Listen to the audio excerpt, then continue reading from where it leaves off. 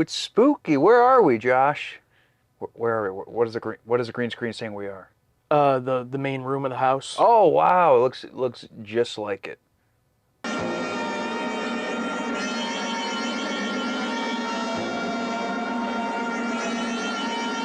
Well, today we're talking about the 1980 film The Shining, Stanley Kubrick's magnum opus, in my opinion, and it's spooky season. I think it's worth talking about. We just watched it. The full uncut is on our Patreon.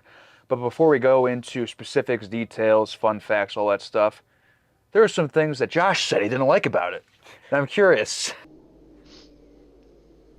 Are you out of your fucking mind?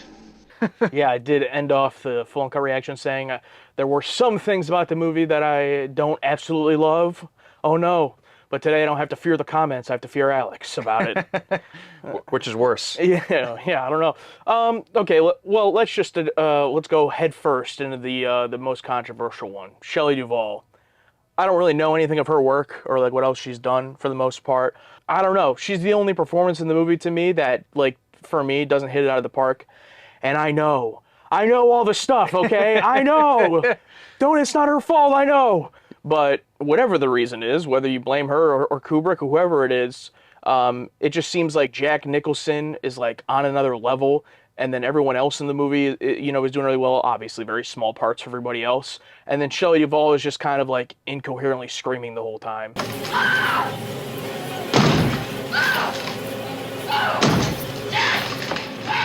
I can believe that she probably wasn't overacting. Like, a lot of times she probably was just genuinely terrified.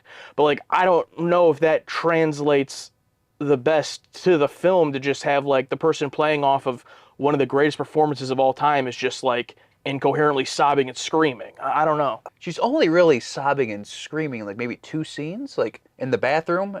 Well, like when everything starts hitting the fan. The main one, and when she goes to Jack when he's in the bar. But, everyone talks about how Kubrick, pushed her to her limits and treated her like crap. But it's funny because after the fact, he does nothing but praise her performance. I think she perfectly played annoying wife, and, like, it was right in the seeds from the start in the car. The air feels so different. She just has that weird inflection in her voice where it's like, get a lot written today? I think that's just like her voice is like, yeah, I'm like, at all times. But I don't know, I think she's most effective when her face is reacting but no sound is coming out. Like the blood elevator scene, or when she just runs into that room and all the skeletons are sitting there. All that stuff is great. But I don't know, I thought her screaming in the bathroom and stuff wasn't terrible. Yeah, look, this whole thing in terms of like stuff I didn't like about the movie is going to be grasping at straws here. Like I think the movie is extremely good. I just want to enjoy Jack Nicholson's performance for the rest of the movie. So I just feel like it's like, I don't want to be like distracted by anything else. Everything else got in the way of Jack Nicholson? No, just her screaming. Just her Yeah. Really? It's like, wow. it's like, I don't know, maybe How could you? Yeah, it just goes back to the, the loud noise thing or whatever. I mean, imagine for you, like the same scene, but there was a baby crying through the whole sequence of him like chasing them throughout the house and everything. That's the equivalent for you? Yeah. Okay, because that would ruin the whole movie for me. Like, if there was a baby crying in this, it would be my least favorite movie. Yeah, and this is across the board for horror movies. I'm just not a fan of like, when something initially happens, screaming makes sense. I just prefer once that initial moment happens to like it just not be people screaming the entire time, and it almost kind of feels the same as like jump scare in the effect to me, where it's like, I know it's scary, like convey it another way besides just continually screaming. But we've talked way too much about this. This is again just like an extremely small nitpick but that's the first thing that comes to mind. Besides that, I do think that, I mean, look, the movie's very long and it takes its time, and pacing wise, I think it does a pretty great job. It could be just a little tighter. A little tighter. I agree. Like, I've seen this movie a bunch of times, and a lot of the times, since I've seen it so many times, the most recent ones are kind of just like something to put on before bed. I can look at my phone because I've seen it so many times locked in. The later ones, I can be like, a little loose with it just for that vibe and ambience. But yeah, the first act, that's where that 2 hours and 23 minutes came from. That extra 23, 25, half hour, whatever. Cut a little bit of that out, and I think it's pretty good. Mm-hmm. I think it'd be pretty solid. Maybe 2 hours 10. Just cut out a little bit of that doctor stuff where Danny's sitting with no pants on. Don't need that. the better the movie is, the more forgiving of the runtime I am. But a movie this good, it's hard to complain. Like, you're watching an extremely good movie. Why complain about the runtime? You get to watch it for longer, you know? The thing about this is I love not knowing. I love the ambiguity. Is that how you say that word? All these ghosts, all their stories, I don't need to know them. Same thing with like Jack and Wendy. We know nothing about their relationship beforehand. All we know is that Jack was drunk one night and ripped Danny's arm out of its socket. That's it. That's all we get to know. And I love that mystery behind every character to the point where it's like Ullman, the guy who's the manager of the place, he's talking about how the guy Grady, Charles Grady, killed his family with an axe 10 years ago. And then later on in the movie, with the ghost, he says his name's Delbert Grady. It's like, was that intentional? Was that, are details lost? Was that a mix-up? Or is it really a different person? Like, that's the thing with Kubrick. He never gives you direct answers. What did you think? And that's why this movie has a bajillion documentaries about it and did you knows about it. So, I mean, I can read off the IMDb of every trivia list, but it's like, Yeah. I'm sure most of us already know. I mean, there's some in there that I screenshot that I'll probably read, but it's like, this movie it's such a unique aura where every time I watch it, I get this unsettling feeling like they really captured, not magic, like what's the opposite of magic? Like dark magic? Like they caught something evil and they put it on my Blu-ray disc. And I own like 2 or 3 of them because one time I saw one in like a Walmart, like a special cover. I'm like, oh, I'll buy that. And it's just, I don't even think I have it anymore. But but I think I have like 3 copies of The Shining. I think that this movie is one of the few movies that, escapes being a movie. Like, it's more than just a movie. And like you said, like, we're not here to say, even though I know you love the movie, it could, might be your favorite movie of all time. Like, we're not here as like experts on The Shining. Let's dive into everything. Like, I know basically nothing, and I'm sure you know a lot more than me. But even then, it's like, what else is there to say? Like, everyone said what there is to say, and you could dive into that. I more so think that the movie itself is very interesting to me, and then everything surrounding and outside of the movie is also very interesting to the point where it's almost like it feels like 2 different topics. You know what I mean? It's like, are we talking about The Shining, the film, or are we talking about The Shining? Like, you know what I mean? Like, what everyone talks about. Yeah, what everyone talks about. Like, oh, did you know that scene took 100 and something takes? But apparently, according to like the camera operators, and one of them, the Steadicam operator, is the guy who invented the Steadicam. Oh, who wow. worked on this film. Isn't that crazy? Yeah. But he said, oh no, that only took like 50 or 60 takes. Which to me is still ridiculous. Yeah, it's still a lot, yeah. Another story, the guy that played Delbert Grady, like the butler in the big hall room scene when they're in the bathroom, there was like a story where it's like they did a take, and it's like, oh, and Jack went, oh, that was a really good take, Stan. It's like, yeah, it was. Let's do it again. That's pretty good. Apparently everything was like, I don't know, 50, 60 something takes. To the point where Scatman Crothers, like his next film, like was like a 1 take only. I think it was a Clint Eastwood film. He did 1 take on that film, and they moved on to the next, and he like almost cried of joy, like, oh, thank you. Sounds like you got the job? Right. It's a beautiful place. You and Danny are gonna love it. I think the opening of this film is one of my favorites. I don't know what it is, but that's where like it starts. Like every time that starts playing, I get excited because I know I'm about to watch this. Yeah, and it's one of those feelings as a modern movie fan that like no one, it seems like, is ever going to be able to like capture the type of feel that this movie has, the heaviness, like the grittiness, the reality of it, that, some movies try to do that today. Some do it better than others. But even the ones that do it really well, it's just referenced as like, oh, it's a throwback to this kind of style. Like the style's gone. Like we can no longer achieve what stuff like this movie was able to do. Yeah, it's almost sad. It's like, when's the next, original, thing? Like everything today, remakes, reboots, whatever, everything's trying to emulate something that already happened. And it's like, wonder what's going to be the next, like, it's going to give me that feeling like, oh, this is, you know what I mean? Yeah, like even original movies, like I personally really love, Hereditary might be my favorite of all time, and but it's definitely up there. But even that one, if you go and look at reviews of it, a bunch of different people who are more well versed than me are going to say, oh, it has vibes of this movie. It's the style of this movie. It's like, it's so hard even for an original film that's not associated with an IP to try to capture its own style and feel. Like The Shining will always have its own feel that no other movie will be able to match without being called a copycat of The Shining. We get to the hotel, we get to the interview scene, which is one of the most bizarre, because so many scenes today are like covered with music. But this scene, this job interview, is the most uncomfortable. You're almost waiting for something to happen almost. It's like so flat. And it's like, and he's telling the story about this gruesome axe murder. This is it. He's telling this horrible story, and you're going to get it as plain as day, flat as can be.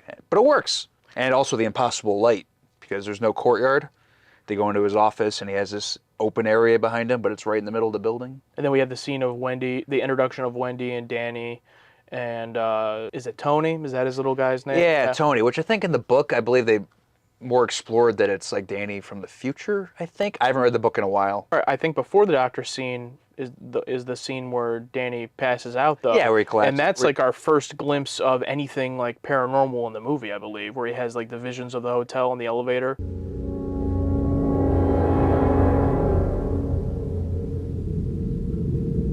It doesn't make you wait to be like, oh, the family gets there, the whole first act, weird things start happening, is the place haunted, you know? No, it's like basically from the beginning, it's like there's something going on, you know?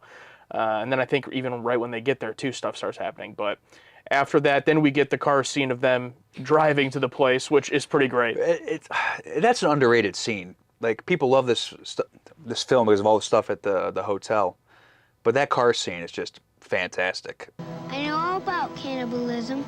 I saw it on TV. It's okay. You saw it on the television.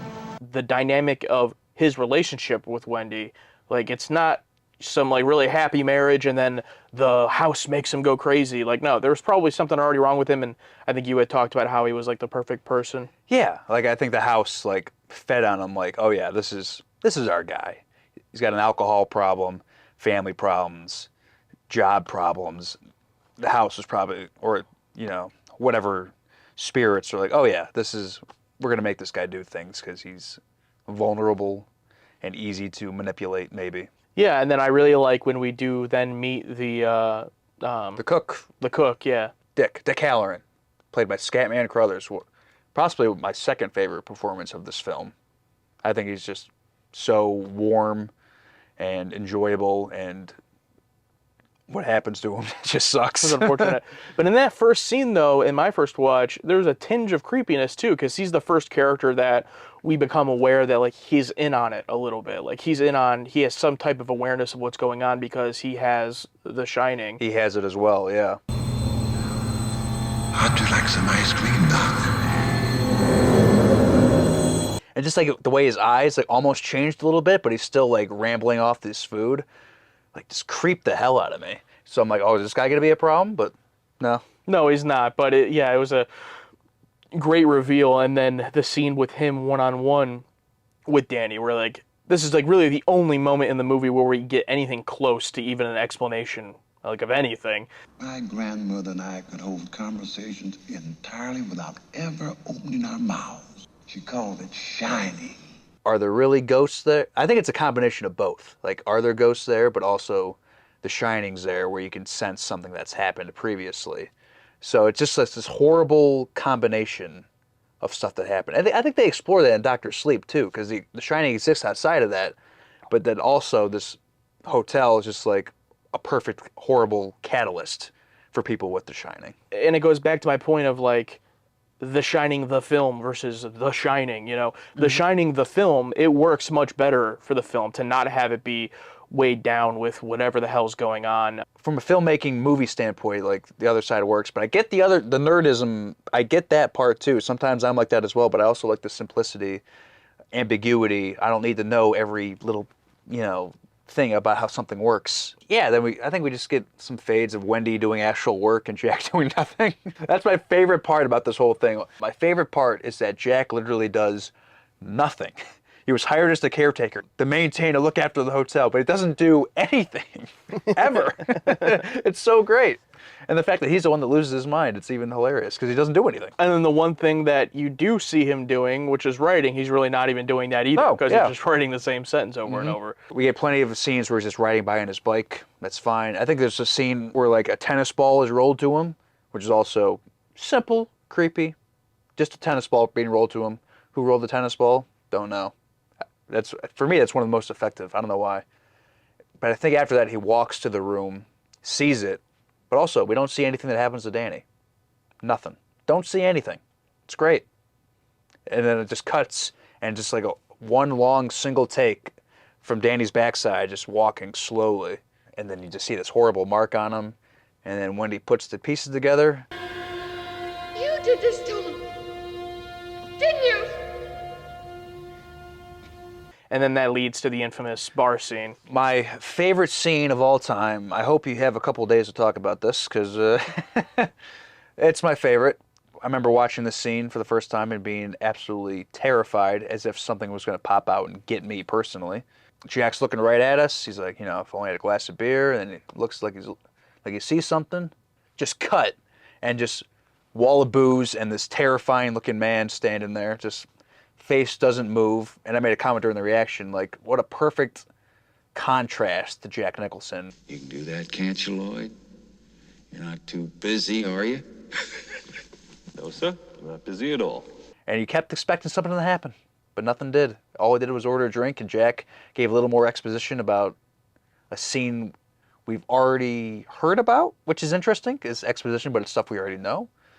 And the details are wrong, because he said like 3 years ago, but I think Wendy said it was only 6 months ago. It's Yeah. like, so like, are these real human errors that happen, or it's like, brings up so many questions that I don't want the answers to.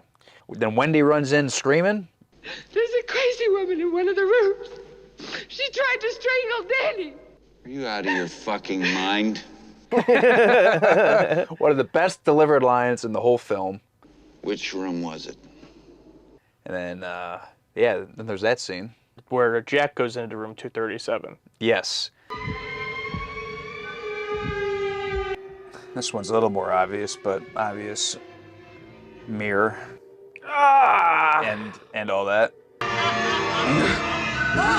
She's like, gotcha, bitch. Did you know that the young woman and the old woman in that scene were never in a film before or after that? What? Yes. That's nuts. Isn't that crazy? That is nuts. Is there any reason they just didn't want to? Because it was a ghost. Interlinked with all this, we're cutting back to Dick Halloran. Another scene I was terrified watching, him just slowly opening his eyes and just sitting there shaking. What a character, man. Dick Halloran, you know, he was on vacation. He's got these nice women to look at, watching the news.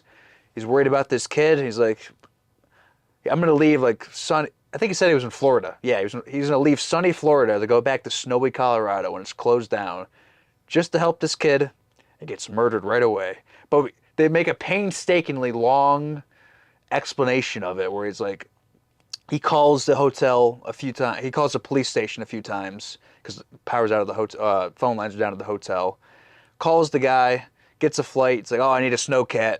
We see all this, driving the snowcat, and just gets murdered. But he saved their life. And I love isolation film. We watched The Thing together. My favorite isolation film of all time, where everything is in that one location. And I consider this to be an isolation film, but I don't know, sometimes just, like the stuff beforehand, fine. But once we get to the hotel, seeing stuff out of the hotel, I'm not sure how I feel about it. Which is just the Dick Halloran stuff, right? Yeah, the guy in And the radio, the police station. police, Yeah, it's like, I don't know. It's like, I really love just the idea. I think it would create the idea of being trapped more if we only saw, in regards to the police station, if we didn't see their side. Do we really need to see them? As much as I love the idea of everything in one location or one building, the whole thing with Dick, you know, every painstakingly shot, even him just sitting on the airplane, just Yeah, great payoff. just the great payoff, the worst payoff. But it's great. For yeah. him. Yeah, it's great. But yeah, because it's the largest build-up to the best jump scare of all time. That's what it is. It's the largest build-up to a jump scare. And it's the most effective one. And we really should have seen it coming.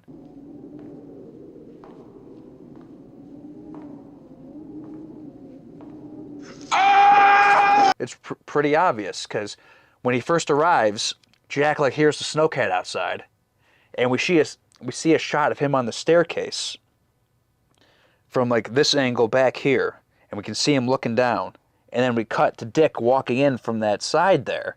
So we should know, like, Jack's probably hiding right beside there. But no, it works. Well, and that shot when he does walk in the house is so like long and lingering that it's like you get the feeling he is somewhere. Like, you know Jack is somewhere. You know something's there. Yeah. Yeah. But my first time watching it, yeah, like even knowing something was there, I did not expect that, and especially the abruptness of getting to see this whole character's journey and then just gets killed. It's like, oh. It's so magnificent. The reveal of her finding his writings.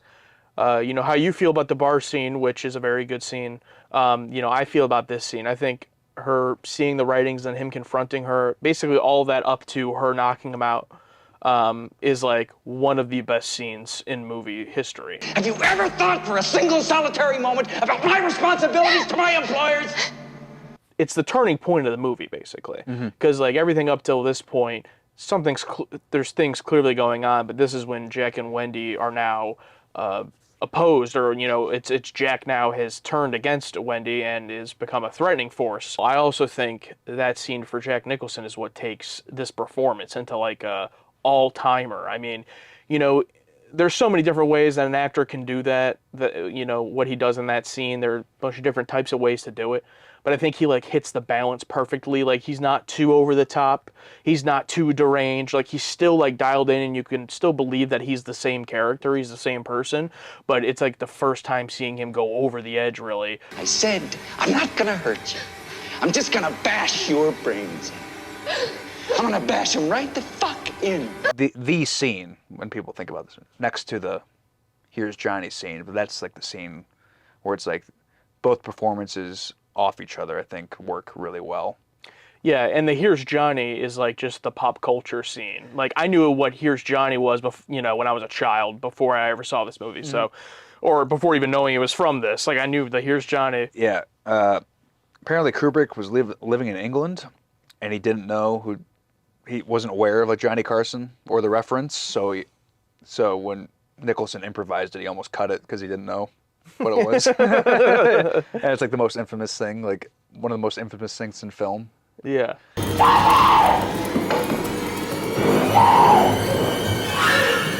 Here's Johnny.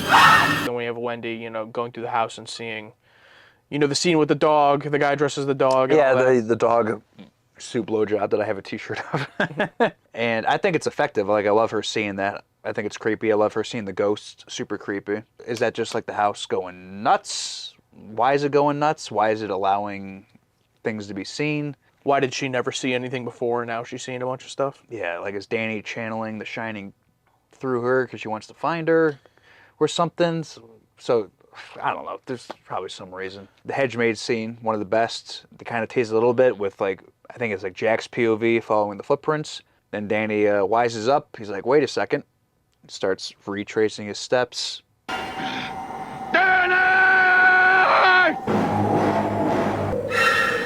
You ever watch a film and sometimes the ending just like takes forever? Where it's like, just wrap it up, you know what I'm saying? Where like, you know it's there. You know they're at the ending, but it just keeps going. This one is the most effective, like, it's over. Yeah. You know what I mean? Wendy and Danny reunite. Cuts Jack still yelling and looking. Falls over. Hard cut. Frozen. Cut to a couple fades. Him in the picture. Over. That's the end. And I think that ending supports your whole thing about like not seeing stuff outside of the hotel, because we don't get like a scene of, you know, Wendy and Danny afterwards safe. Like, once they leave, drive away, like, that's all we see of them. So it's like that even more so supports it could have been, you know, contained inside. I'm picturing a modern movie where we see him on the road. Yeah. We see him in a hotel, Yeah. like in Dr. At Sleep. an airport. Yeah, we see, you know what I mean? We see all this stuff, and it's like... 3 years later, yeah. Danny going into middle school. It's like, just end it, you know what I mean? And this movie did that. Fantastic. And just that ambiguity. Zooms down, see Jack Nicholson with all these people. What? Leaves you with a question. And this is where I really love the ambiguity, because I love it just for metaphorical purposes, without even getting into like the literal why is he in the picture. I think it's the perfect metaphorical ending of it. That one shot tells the whole story. It's like, he's part of this place now. Maybe he was as soon as he stepped in. Maybe everyone is as soon as they step in, or certain people, or whatever the case is. But I really love that idea of there being certain places that your soul or essence or whatever can just become trapped. And that's why I love to think of all the people at this hotel, all the ghosts that we see are all just, these souls trapped in here. And I also think that's a great, lead into Dr. Sleep as well. But even all of that aside, them never knowing that was going to be a part of it, obviously. Yeah, really love it. The ending's one of my favorite parts as well. You can see why they chose Flanagan after Hill House, because almost the same thing.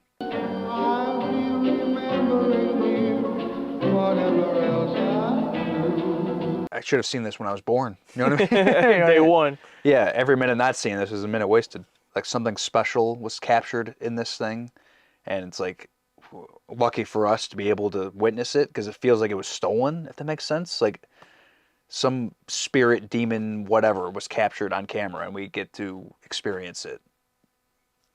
Lucky for us. It doesn't feel real. It doesn't feel real. Yeah.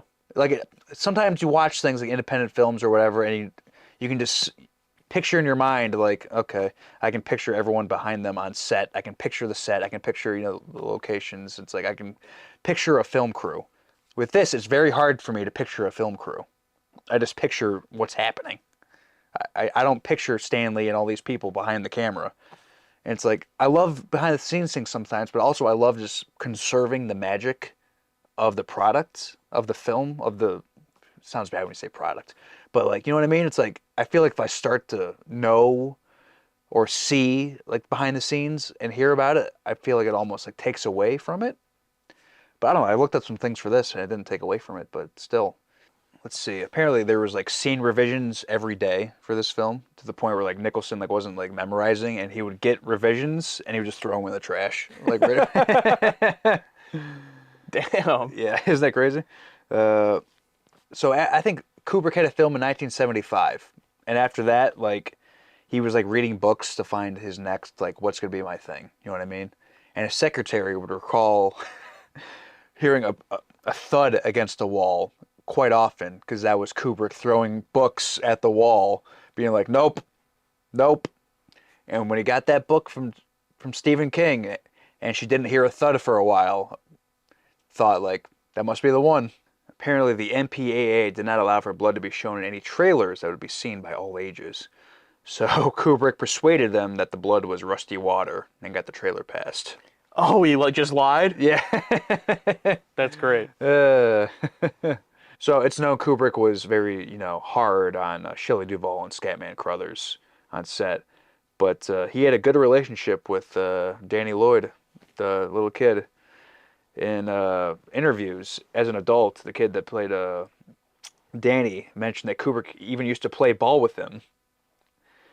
For years after the movie, he sent Christmas cards to his family, and even phoned him to congratulate him for his high school graduation. I love it. If you haven't seen it for whatever reason, I'm sorry. We just ruined the entire thing for you. Yeah, but hey, you can watch along with us, whether you've seen it or not, on our Patreon. Had someone ask on the last video, when's the edited version of this coming to YouTube? It's not. Sorry. This series, Audience Cut, is for us as a target audience just to discuss movies. Our reactions for Star Trek will be here to stay, and you can check those out for sure. But in terms of movies, just the discussions will be here on YouTube, so we hope you guys enjoy them. But if you ever want to watch any of the movies that we talk about in this series, you can watch them along with us, full and uncut, by syncing up your own copy over on our Patreon. Lastly, Alex, I'll just say, even though this is my favorite movie, like it is yours, I still think, like I said, it's a 10 out of 10. It's a classic, and even the problems or the issues that I said I had with it, and at the end of the day, you can do that about literally every single movie. I don't believe anyone when they say, like, oh, this is a perfect movie, like, it might be your favorite, you might think it's perfect for you, but like at the end of the day, you can nitpick any movie, and that's all I was doing. I don't have any real issues. I think this movie is, just like many others, as close to perfect really as you can get, which, knowing the little background stuff that you've told me, is pretty wild that they were able to pull it off, but they did. Yeah, And listen, when he said that, I was just looking for an opening to the video, just like I'm looking for a close to the video right now, and I don't know how to close it. So maybe that's it.